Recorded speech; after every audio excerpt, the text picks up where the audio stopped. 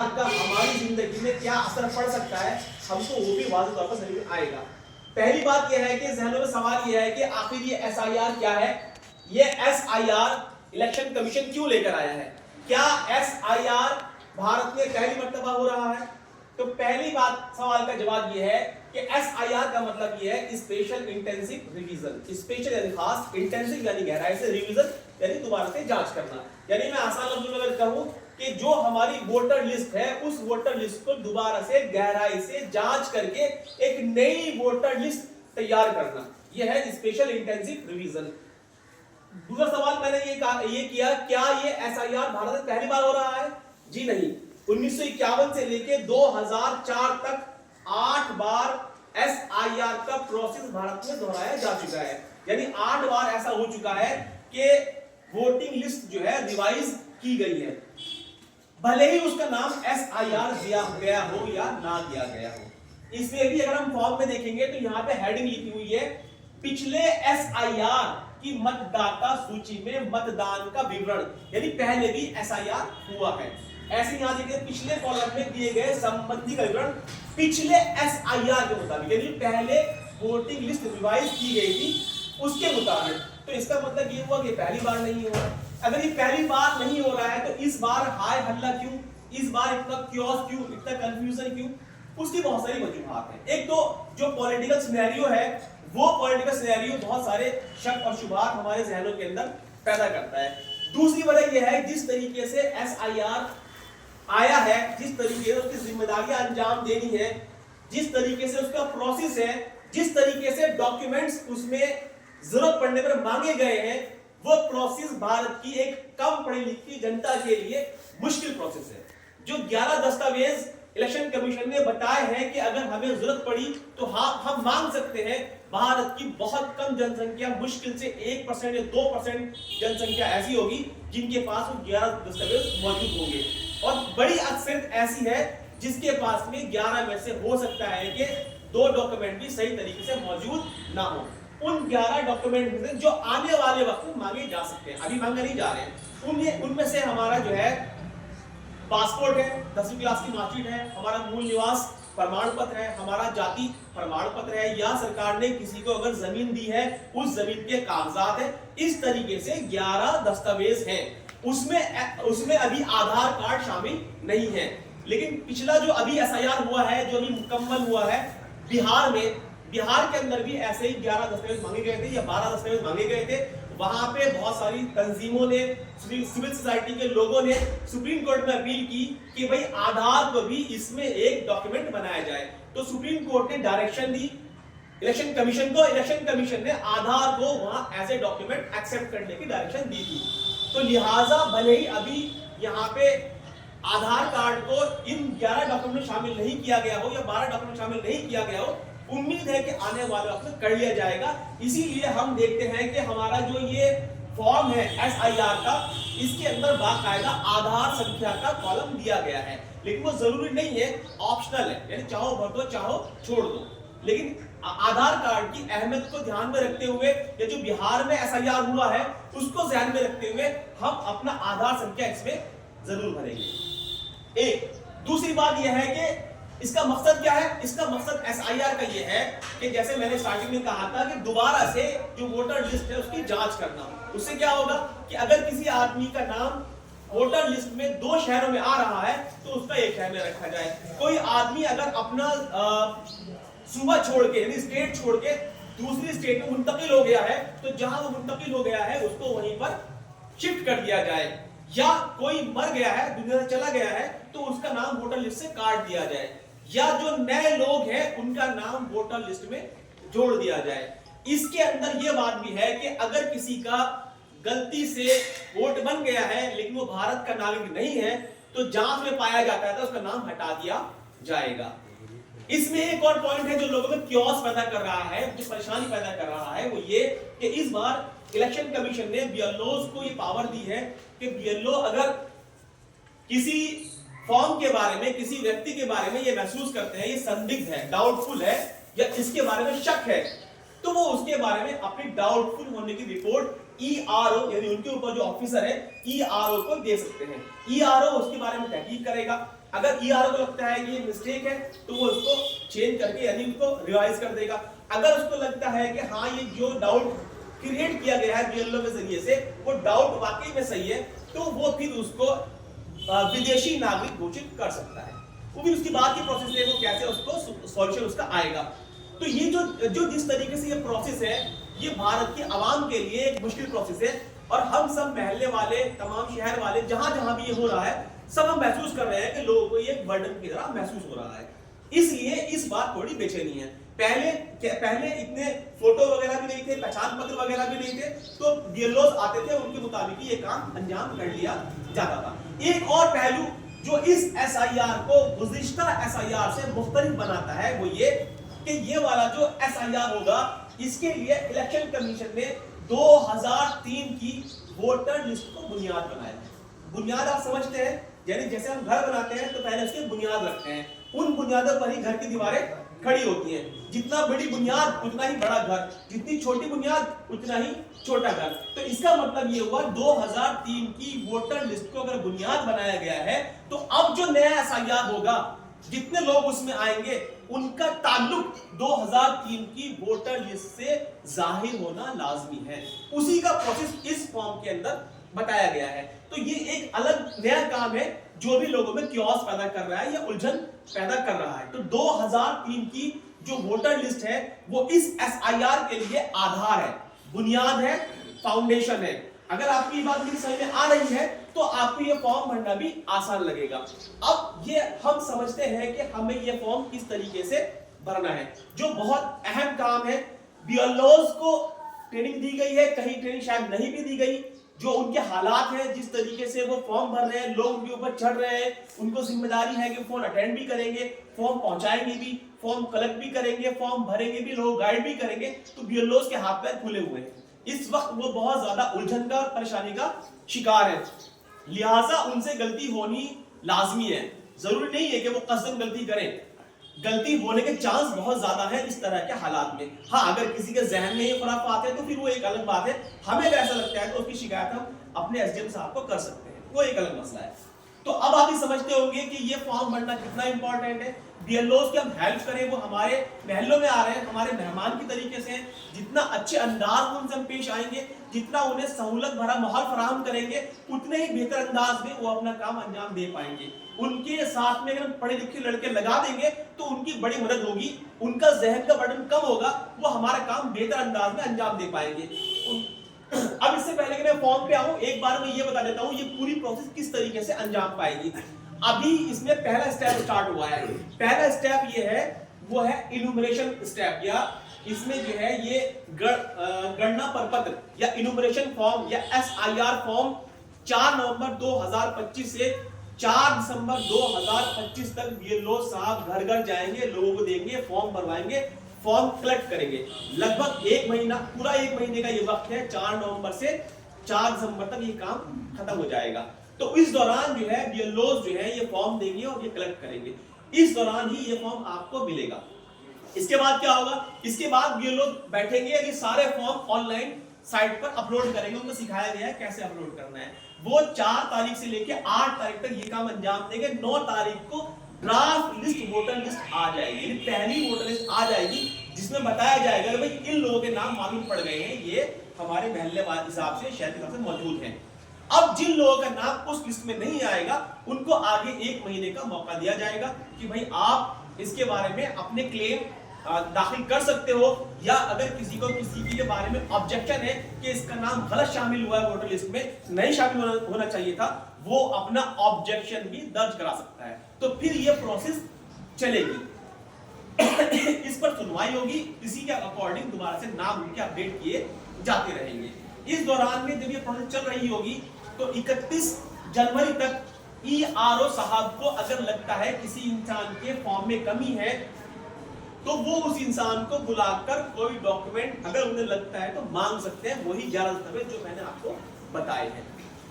उसके बाद में फरवरी के पहले हफ्ते में 7 फरवरी को गालिबन ये एक फाइनल लिस्ट तैयार हो जाएगी, यानी एसआईआर का जो आउटकम है, रिजल्ट है, वो वोटिंग लिस्ट, वोटर लिस्ट के शक्ल में हमारे सामने आ जाएगा। इस तरीके से ये पूरा प्रोसेस चलेगा। तो अभी हम पहले फेज के अंदर हैं, जिस फेज में हमारा काम जो है फॉर्म भरना है, उसके बाद में वोटर लिस्ट आएगी, उस वोटर लिस्ट में नाम चेक करेंगे, नहीं आया नाम तो अपनी आपत्ति दर्ज कराएंगे या अपना क्लेम उसमें दर्ज कराएंगे, उसमें उसके बाद में हमारे से किसी से अगर ईआर साहब को लगता है तो कोई डॉक्यूमेंट मांग सकते हैं, फाइनली एक फाइनल लिस्ट बनाकर दी जाएगी। अब इसमें जो अहम बात है वो ये कि ये बात क्लियरली समझ लीजिए, जिसका फॉर्म जमा नहीं होगा उसका नाम लिस्ट में नहीं आएगा।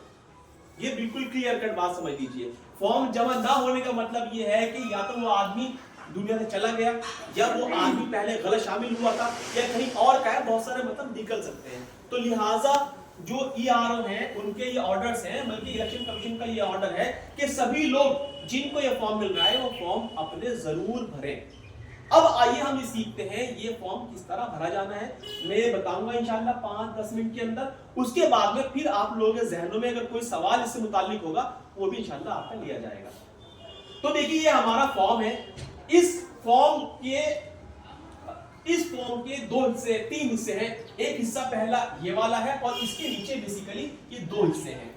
बीएलओ को ये ऑर्डर है इलेक्शन कमीशन की तरफ से कि हर बीएलओ को एक आदमी के 2 फॉर्म दिए गए हैं। 2 क्यों दिए गए हैं कि एक आदमी 2 फॉर्म भरेगा, एक बीएलओ साहब को दे देगा, एक पर बीएलओ साहब के साइन लेके अपने पास रख लेगा, ताकि सबूत रहे कि मैंने अपना फॉर्म भर दिया।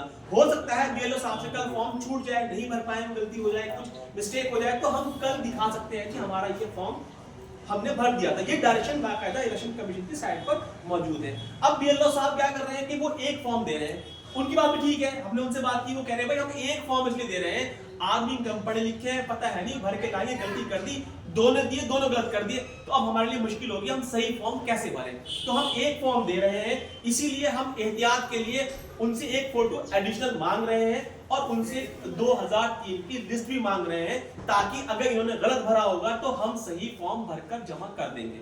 लेकिन जैसे मैंने कहा वो बहुत प्रेशर में है, हम उनकी हेल्प करेंगे तो हमारा ही काम आसान होगा, ये बात आप समझ सकते हैं। आइए अब देखते हैं ये फॉर्म किस तरह भरना है। ये फॉर्म हर उस इंसान को मिलेगा जिसके पास मौजूदा वक्त में वोटर आईडी मौजूद है। वोटर आईडी मौजूद है, अगर फिर भी उसको ये फॉर्म नहीं मिला है तो इलेक्शन कमीशन की साइट पर जाकर वो अपने वोटर आईडी का नंबर डालकर चेक कर सकता है कि मेरी वोट है या नहीं।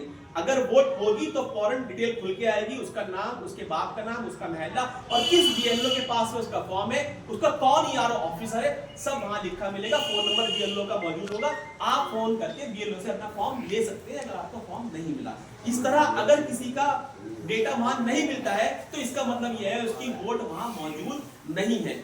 जिसकी वोट मौजूद नहीं है उसका काम भी चल रहा है, उसको फॉर्म 6 भरकर अपनी वोट बनानी है। साथ में इसी तरह का एक फॉर्म उसको भी भरना है, डिक्लेरेशन फॉर्म, उसको साथ में सबमिट करना है। इस वक्त ये काम भी बीएलओ को ही करना है, लेकिन बीएलओ आप देख सकते हैं किस तरह कश्मकश और परेशानी का शिकार है।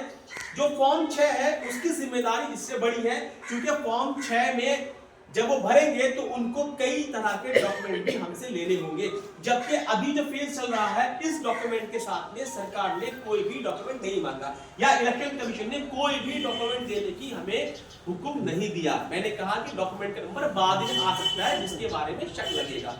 बीएलओ क्यों मांग रहे हैं वो मैंने आपको बता दिया कि वो क्यों हमसे कोई दस्तावेज मांग रहे हैं। तो फॉर्म 6 अगर फॉर्म 6 बीएलओ नहीं भर पा रहे हैं, परेशान है, टाइम नहीं है, तो फॉर्म 6 ऑनलाइन भी हम भर सकते हैं। वो भी इलेक्शन कमीशन की साइट पे ऑनलाइन फॉर्म भरने का ऑप्शन मौजूद है। उसमें जितनी ज्यादा अपनी आप आईडी लगाओगे, मिसाल के तौर पे आधार कार्ड, मिसाल के तौर पे घर का बिजली का बिल, मिसाल के तौर पे अम्मी अब्बू की जो हमारी वोटर आईडी होगी वो आप लगाएंगे, तो जितना बेहतर उसे आप भरेंगे उतना ही चांस आपका यह है कि वो एक्सेप्ट की जाएगी और आपका नाम वोटर लिस्ट में जुड़ जाएगा। आइए मैं फाइनली इस पे आता हूं कि ये फॉर्म में कैसे भरना है। फॉर्म भरने से पहले आपको ये बात समझ में आ गई होगी कि ये फॉर्म हम मुकम्मल नहीं कर सकते जब तक कि हमारे पास 2003 की लिस्ट मौजूद ना हो। तो पहले 2003 की लिस्ट हमें अपने महल्ले की ढूंढनी है जिसमें हमारा नाम मौजूद होगा। इस फॉर्म पे ये फॉर्म जिसको मिलेगा उस पे यहाँ उसका फोटो चिपका रहेगा, उसका नाम छपा ही रहेगा यहाँ पर, उसकी वोटर आईडी का नंबर यहाँ छपा रहेगा। वोटर आईडी नंबर क्या होता है? उसको EPIC नंबर बोलते हैं। ये वोटर आईडी कार्ड का नमूना है, इसके ऊपर ये जो नंबर लिखा हुआ है KRL करके, जो पुराने हैं कहीं कहीं लिखा हुआ है UP/82 या UP/87 84/405 या 407 और फिर स्लैश आगे 6-7 नंबर के नंबर लिखा हुआ है। तो ये जो पहचान पत्र के ऊपर नंबर लिखा हुआ है इसी का नाम है इपिक नंबर या EPIC नंबर। ये भी जिसका फॉर्म है यहाँ पर छपा हुआ रहेगा, उसका महल्ले का नाम यहाँ छपा हुआ रहेगा, इसमें हम कुछ नहीं कर सकते, फोटो छपा हुआ है, ये हमें कुछ नहीं करना। अब इसके 3 हिस्से हैं, एक हिस्सा तो यहां से यहां तक का है, ये इस फॉर्म का पहला हिस्सा है और ये इस फॉर्म का लाजमी हिस्सा है, सभी को भरना है, किसी को ये नहीं छोड़ना, ये भरना है। इसके बाद इसको ये फॉर्म 2 हिस्सों में बंट जाता है, ये उल्टे हाथ की तरफ का और ये सीधे हाथ की तरफ का। यहां कंफ्यूजन है, लोग गलती यहां कर रहे हैं कि क्या हमें दोनों भरने हैं या हमें एक भरना है।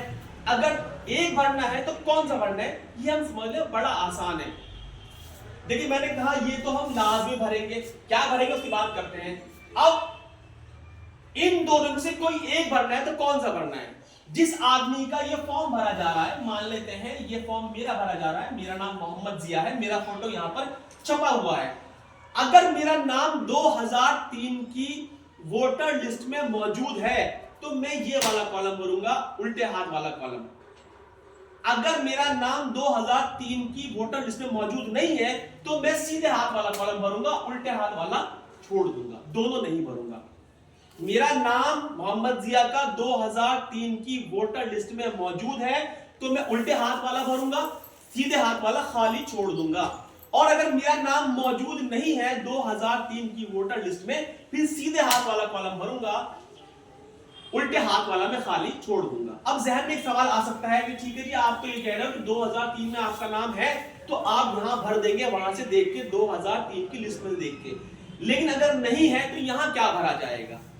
अगर मेरा नाम मिसाल के तौर पे 2003 की वोटर लिस्ट में मौजूद नहीं है तो फिर मुझे यह हिस्सा भरना है और इस हिस्से में 2003 की ही वोटर लिस्ट में से मेरी अब्बू का नाम होगा, या तो अब्बू का बाई चांस नहीं है तो अम्मी का होगा, अम्मी का बाई चांस नहीं है तो दादा का होगा, दादा का बाई चांस नहीं है तो दादी का होगा। जिसका भी नाम होगा पहले अब्बू का, फिर अम्मी का ढूंढना है, फिर दादा का, फिर दादी का, जिसका भी नाम मौजूद है उसकी डिटेल 2003 में से उठा के यहां भर देंगे, फॉर्म हमारा कंप्लीट हो गया। अब आइए ये देख लेते हैं इसमें हमें भरना क्या है। जो पहला हिस्सा है, जो मैंने कहा लाजमी और जरूरी हिस्सा, हर एक को भरना है, उसमें 6 डिटेल आपको देनी है, 6 डिटेल। पहली डिटेल है जन्म तिथि यानी पैदाइश का दिन, यहां लिखा हुआ, यहां पैदाइश का दिन लिख देंगे। अब पैदाइश का दिन अगर हमारे पास कुछ भी नहीं है तो आधार कार्ड होगा, उसमें से देख के लिख देंगे। आधार कार्ड में किसी गलत है तो जन्म प्रमाण पत्र होगा, उसमें से देख के लिख देंगे, या 10th क्लास की मार्कशीट है उसमें देख के लिख देंगे। जहां भी आपकी सही हो उसमें से देख के आप यहां लिख दें, कुछ भी नहीं है तो आधार कार्ड से लिख दें। उसके बाद क्या है, उसके बाद है आधार संख्या, मैंने कहा जरूर भरनी है, तो इसके नीचे जन्म तिथि के नीचे आधार संख्या जरूर भरनी है। उसके नीचे क्या है, फोन नंबर जरूर भरें ताकि हमें कोई नोटिस आए या कोई इंफॉर्मेशन आए, फोन किया जाए या बीएलओ से कांटेक्ट करे तो वो हमसे बात कर सके, फोन नंबर भर देंगे। उसके बाद में मेरी अम्मी का नाम, मेरे अब्बू का नाम, और मैं अगर शादीशुदा हूं तो मेरी बीवी का नाम। और अगर लड़की का फॉर्म भरा जा रहा है तो लड़की की अम्मी अब्बू का नाम, लड़की की अम्मी का नाम और लड़की के शौहर का नाम भरा जाएगा। लेकिन अगर जो है मेरे अब्बू की, मेरी अम्मी की और मेरी बीवी की वोटर आईडी है तो वोटर आईडी के नीचे, नाम के नीचे वोटर आईडी की संख्या भी लिखी जाएगी। यानी अब्बू का नाम लिखा जाएगा, यहाँ पे मेरे अब्बू की वोटर आईडी संख्या लिखी जाएगी इसके नीचे, फिर अम्मी का नाम लिखा जाएगा, उसके नीचे अम्मी की वोटर आईडी संख्या लिखी जाएगी, फिर ऐसे बीवी का नाम, उसके नीचे बीवी की वोटर आईडी संख्या लिखी जाएगी। वोटर आईडी संख्या जैसे मैंने बताया यहाँ पे लिखी आपको मिल जाएगी।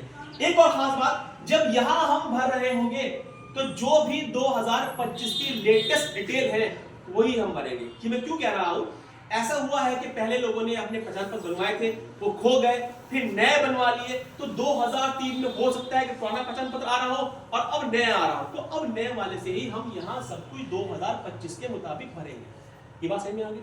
आइए हम देखते हैं कि अगर मेरा नाम 2003 की लिस्ट में मौजूद है तो ये कॉलम कैसे भरेंगे। बहुत आसान है, लेकिन उसके लिए हमें 2003 की वोटर लिस्ट चाहिए अपने महल्ले की, और नाम ढूंढ लिया। नाम मान लेते हैं मैंने ढूंढ लिया, मेरा नाम जो है 580 नंबर पे लिखा हुआ है।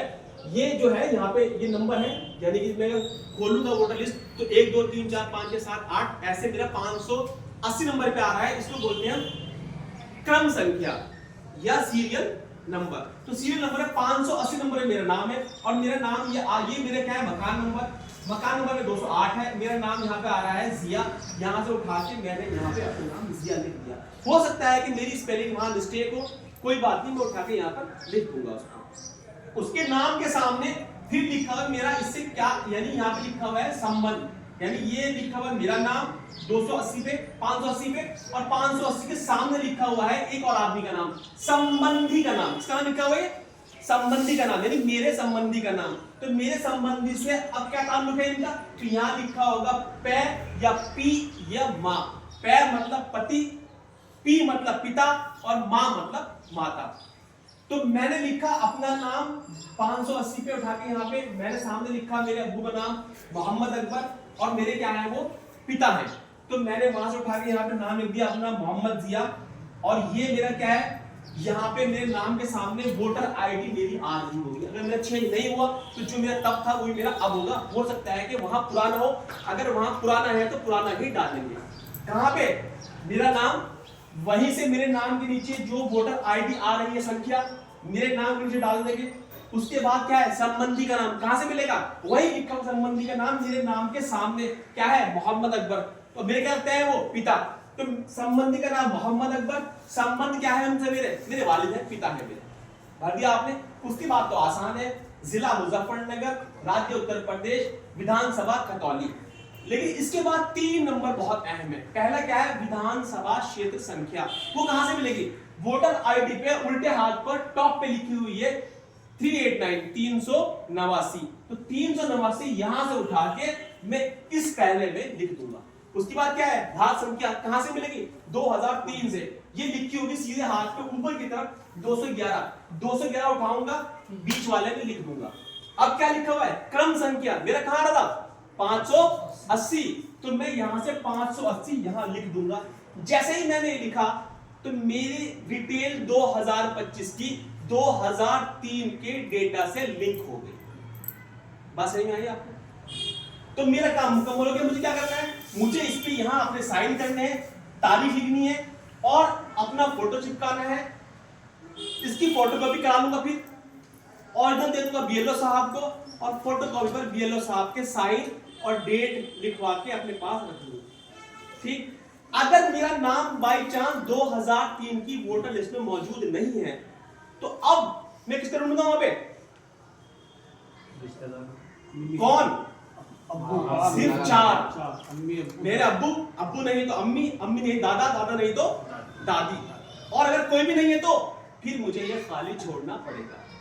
ये 4 नाम मुझे कहां से मालूम पड़े भाई, नाना नानी की लिस्ट आई है जिसमें 4 नाम मुझे कैसे मालूम पड़ी, ये 4 नाम मैंने ये फॉर्म भरा ऑनलाइन, तो वहां 4 नाम का ही लिखा हुआ सामने आया कि अगर आपका नाम 2003 में नहीं है तो आपके पिता या आपकी माता या आपके दादा या आपकी दादी का नाम इसका हो सकता है। जैसा आप भाई कह रहे हैं अभी लेटेस्ट कोई नोटिफिकेशन अगर आई होगी, मतलब मैं कंफर्म नहीं हूं, अगर लेटेस्ट नोटिफिकेशन में नाना या नानी का नाम भी उन्होंने कबूल कर लिया है तो उनकी भी हम भर सकते हैं। ठीक है, वाली बात 4 का मुझे कंफर्म है, मैं इसलिए बोल रहा हूँ, नाना नानी का मुझे कंफर्म नहीं है, हालांकि उसूल के लिहाज से बनता है, जैसे दादा दादी वैसे नाना नानी। ठीक है, तो अब मैं ढूंढूंगा मेरे अब्बू का नाम, मुझे मिल गया मेरे अब्बू का नाम। मेरे अब्बू का नाम साहब मोहम्मद अकबर है, ये लिखा हुआ है 577 नंबर पे। तो मैंने यहां से उठाया अपने अब्बू का नाम, हो सकता है कि स्पेलिंग में कुछ आगे की मिस्टेक हो, मैं लिख दूंगा ऐसे के ऐसे ही लिख दिया मैंने। अब अगर मेरे अब्बू के नाम के सामने मेरी वोटर आईडी, लेकिन यहाँ तो आई नहीं, अगर यहाँ पे नहीं आ रही तो मैं यहाँ इसके नीचे खाली छोड़ दूंगा। अगला क्या है, संबंधी का नाम यही लिखा होगा, इसी लिस्ट में ऊपर नीचे यहाँ आया। संबंधी नाम क्या है, उनका नाम है अलीमुद्दीन, तो अलीमुद्दीन मैंने यहाँ लिख दिया। अब यहाँ किसका नाम है, मेरे अब्बू का। अलीमुद्दीन कौन है, मेरे दादा। संबंधी क्या हुए, पिता, क्योंकि मेरा संबंध ही बताना, मेरे अब्बू का उनके अब्बू से संबंध बताना, ठीक है ना। तो पिता, वो भी यही लिखा मिल जाएगा मुझे, पी यानी पिता। अगला क्या है, फिर जिला मुजफ्फरनगर, राज्य उत्तर प्रदेश, विधानसभा खतौली। वही 3 नंबर जो मैंने कहा। विधानसभा नंबर मुझे कहां से मिलेगा, लेफ्ट हैंड टॉप से मिलेगा। भाग संख्या मुझे राइट हैंड टॉप से मिलेगी, यहां से उठा के और यहां लिख दूंगा। क्रम संख्या मेरी क्या थी, 577, जो भी मेरा है वो यहां डाल दूंगा। इसका मतलब अब इस आदमी का 2003 की वोटर लिस्ट से लिंक बन गया, इसके अब्बू से या इसकी अम्मी से या दादा से दादी से। अगर अपडेट हो गया है तो नाना नानी भी शामिल उसके अंदर हो गए। फिर क्या करना है, साइन करना है। अगर साइन नहीं कर सकता तो उल्टे हाथ का अंगूठा लगाना है, डेट डालनी है, फोटो लगा के फोटोकॉपी करानी है, ऑरिजिनल दे देना बीएलओ साहब को और फोटोकॉपी पर साइन लेके रख लेना। ठीक। एक और बात इसमें ये, अगर कोई ये फॉर्म ऑनलाइन भरना चाहे तो ऑनलाइन भी ये फॉर्म भर सकता है इलेक्शन कमीशन की साइट पे जाके। उसके लिए शर्त यह है कि आपके आधार की और आपकी वोटर लिस्ट की डिटेल आपसे मैच करनी चाहिए, क्योंकि ओटीपी वरना नहीं आएगा। अगर आप भर सकते हैं तो ऑनलाइन भरते हैं, दो काम आपके आसानी से हो जाएंगे। नहीं आप मुतमईन हो जाएंगे मैंने अपना काम मुकम्मल तरीके से फाइनल कर लिया। अब तक जो बातें मैंने बताई हैं उसमें कुछ समझ में नहीं आया तो मालूम कर लो। एक और डाउट जो अक्सर लोगों के जहनों में आ रहा है वो ये कि जो बहुएं अभी हाल फिलहाल में हमारे यहाँ आई हैं उनका क्या होगा। बहुएं हाल फिलहाल 2, 4, 5, 10 साल पहले आई हैं, उनका नाम वोटर लिस्ट में नहीं है। यहाँ तो होगा ही नहीं, कहां से लानी पड़ेगी हमें, उनके गांव से या उनके शहर से। तो उनकी ही आएगी, शोहर की वहां पे नहीं भरी जाएगी। यहाँ पर किसकी आएगी, या तो जो हमारे घर में बहू आई है उसके अब्बू का नाम या उसके अम्मी का या दादा का या दादी का, गांव से या शहर से उनकी वोटर लिस्ट मंगा के 2003 की वहां से देखकर यहाँ डिटेल भरी जाएगी। अगर नाम 2003 की वोटर लिस्ट में वहां शामिल नहीं है, अगर वहां होगा तो फिर उनकी डिटेल यहाँ बन जाएगी। जितनी बातें मैंने बताई इसमें से कोई बात समझ में नहीं आई हो तो मालूम कर ले, या कोई बात में छोड़ दियो आप अभी चलो महिला चेंज कर लिया तो उसके जो वोटर